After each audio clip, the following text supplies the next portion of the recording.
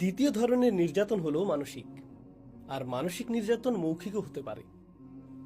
স্বামী যখন বাসায় না থাকে, শাশুড়ি এসে বলে, বলে রাখছি তুমি এখানে 2 দিনের মেহমান, আমি যখন খুশি তোমাকে তাড়িয়ে দিতে পারি, এটা আমার ছেলে।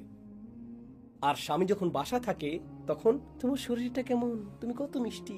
মেয়েটি তখন অবাক হয়ে যায়। যখন স্বামী আশেপাশে থাকে না তারা শয়তানে পরিণত হয়, আর যখন সে কাছে থাকে তারা ফেরেশতা হয়ে যায়। তাই যখন আমি আমার স্বামীকে বলি যে তারা এরকম, সে বলে, কি বলছো এসব, তারা তো খুবই ভালো, তোমারই মাথা খারাপ। আর এটা এক ধরনের মানসিক নির্যাতন। স্বামী স্ত্রীর মধ্যে একটি বিশ্বস্ত সম্পর্ক থাকতে হয়, এটা থাকতেই হবে। যদি বিশ্বাস না থাকে আপনার কিছুই নেই, সেখানে কিছুই নেই। এটা কোনো রক্তের সম্পর্ক নয়।